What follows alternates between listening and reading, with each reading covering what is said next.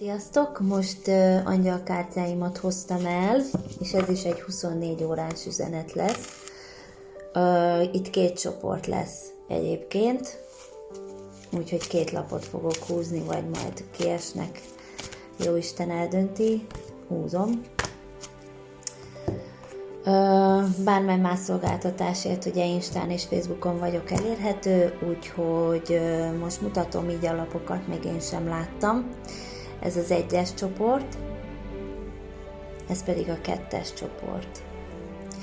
És válasszatok közülük, és mindjárt mondom az értelmezését a 2 lapnak, ami érkezett az elkövetkező 24 órára, és akkortól érvényes a 24 óra, amikor ugye rátalálsz a videómra. Az 1-es csoportnak az új társlapja jött ki, tehát akik ezt a lapot választották, őnekik egy isteni beavatkozás van az életükben jelen pillanatban. Lehet, hogy a régi társ fog belépni az életedbe teljesen új minőségben, sokkal magasabb minőségben, mint eddig bármikor, és ő rá értendő az, hogy új társ.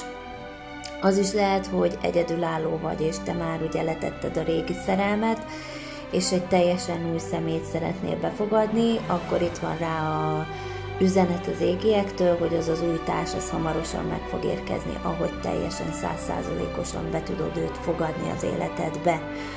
A másik üzleti kapcsolódásokban és karrierben is jelezhet, ha most szeretnél valakivel mondjuk társulni, vagy vállalkozást elindítani, akkor mindenféleképpen lesznek segítőid, olyan segítőid, akiket az égiek küldenek hozzád, és lesznek olyan társulásaid, amik által el fogsz tudni szépen indulni ebben a karrierben, amire esetleg ugyanúgy rezonál ez a lap.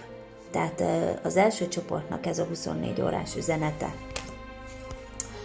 A második csoportnak a játéklapja jött ki, ez mindig a könnyedségről szól, arról szól, hogy engedd el a napi feszültségeket, tedd le egy kicsit azokat a terheidet, amik úgymond a válladat nyomják, és próbálj meg egy kicsit saját magaddal, a lelkeddel foglalkozni, próbálj meg egy kicsit az életet könnyedebben megélni, ne úgy éld meg a napokat, hogy el vagy akadva, hanem próbálj tényleg a maximumot abból a jelen pillanatból kihozni, amiben vagy, mert ezzel a könnyedséggel felszabadítasz magadban olyan energiákat, amik által a pozitív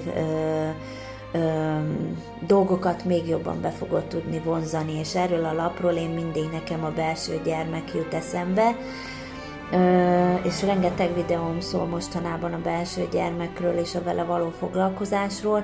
Foglalkozzatok egy kicsit a belső gyermeketekkel, meditáljatok belső gyermek meditációt, vagy hogyha vannak gyermekeitek, akkor menjetek, játszatok a gyermekeitekkel, mert ugye maga a gyermekeknek az energetikája, vagy maga a gyermeki társaság az gyógyír a léleknek, úgyhogy a második csoportnak ez a üzenete erre az elkövetkező 24 órára, amikortól látod a videót. Remélem, hogy segít az üzenet. Sziasztok!